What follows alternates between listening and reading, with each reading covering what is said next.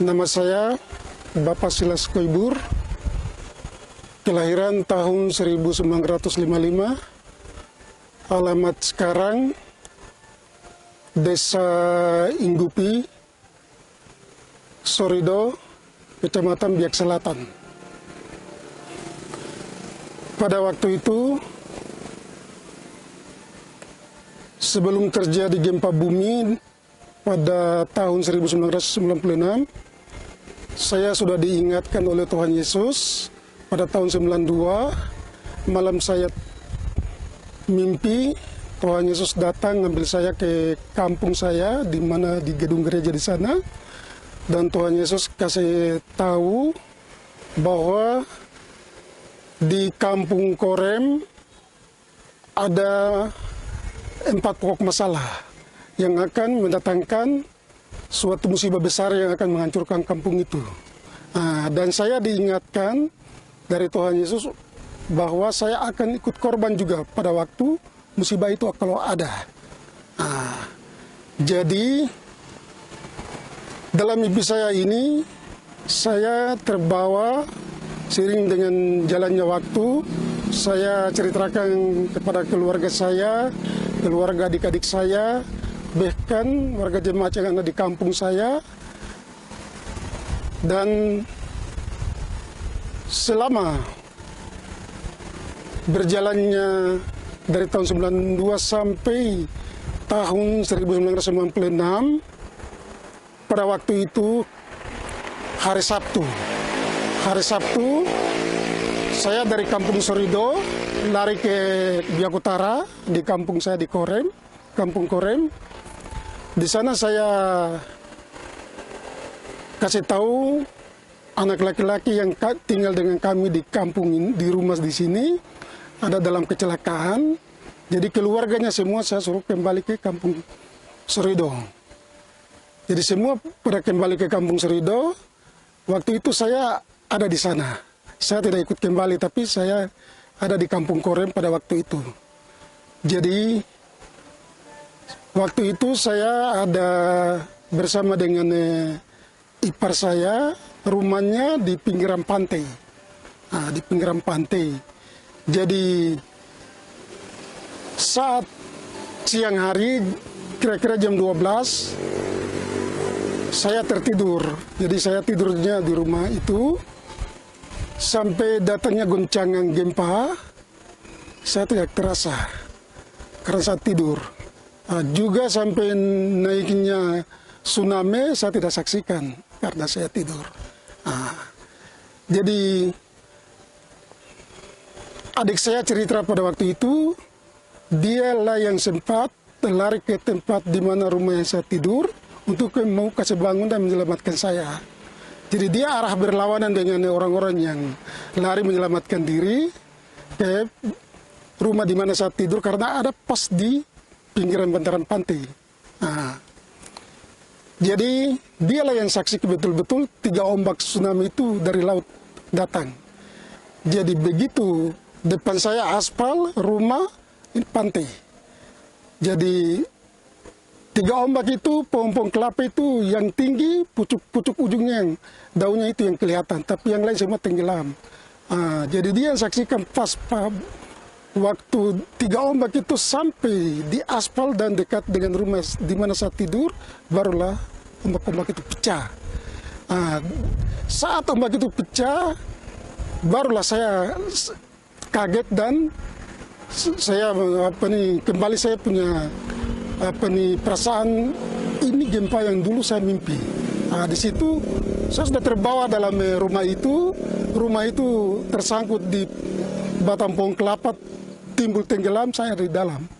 Dari pinggiran pantai sampai ke pantat gunung di mana redahannya ombak-ombak tsunami itu, di situ baru saya timbul. Tapi saya terbawa dalam rumah itu, saya tidak tertindis dengan rumah itu untuk tubuh saya ini ada lecet atau ada patah, tidak ada sama sekali. Dan yang pikiran saya selama dalam air di dalam rumah itu terbawa, saya muncul semua mimpi saya pada waktu itu yang saya dikasih tahu oleh Tuhan Yesus pada saya. Jadi Saya sampai di bawah pantat gunung, kira-kira ada sekitar 500 meter dari bibir pantai sampai ke pantat gunung di mana ombak itu reda. Di situ baru saya bisa saksikan derasnya laut tsunami itu. Dia terbawa gedung SMA, sekolah SMA, SMP, asrama polisi, asrama Koramil, rumah-rumah masyarakat. Di situ baru saya lagi saksikan ke sungai besar di sana, baru dia mulai buang semua ke laut. Itulah saya juga saksikannya di situ. Di mana di situ saya masih dalam keadaan pusing, saya berenang kembali.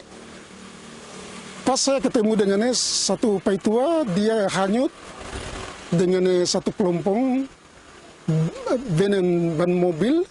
ban motor.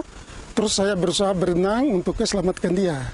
Saya selamatkan dia, saya bawa dia, saya suruh kamu jalan ikuti keluarga yang sekarang selamatkan diri.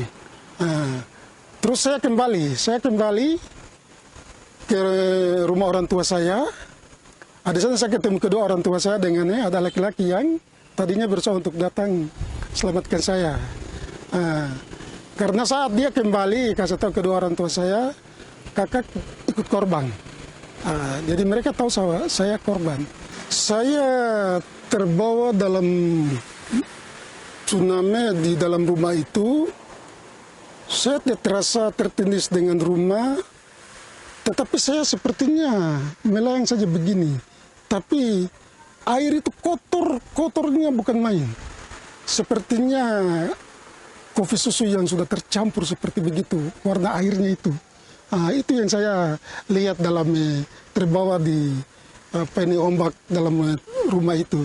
Tapi yang saya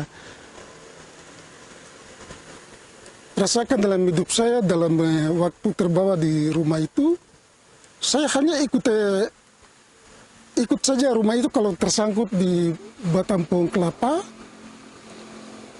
timbul tenggelam, itu yang saya rasakan. Tapi untuk saya ditindis oleh rumah itu, untuk ke badan saya ada luka atau tergores, tercat, tidak ada sama sekali.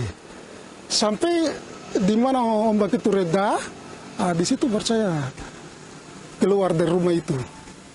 Keluar dari rumah itu, yang saya saksikan pada waktu itu, ikan-ikan besar yang dari laut semua, terbadang itu, semuanya tinggal di bawah pompong kayu-kayu kecil, semak-semak. Itu yang saya saksikan. Dan arusnya tsunami itu, yang saya saksikan tadi, saya sudah bicarakan tadi, gedung sekolah, SMA, SMP, asrama polisi, Koramil, perumahan masyarakat, itu terbawa dengan itu, paling cepat sekali. Dia punya kecepatan itu, arusnya itu, bawa ke laut. Tsunami-nya itu juga, saya dalam rumah itu, baru saya lihat lagi, wah, airnya coklat sekali sepertinya. Air yang dicampur kopi susu, warnanya seperti begitu. Itu saat itu, rumahnya saya sudah keluar dari rumah itu, saat ombak dia reda.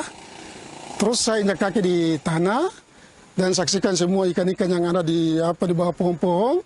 Terus saya kembali putar lagi. Saya berenang putar.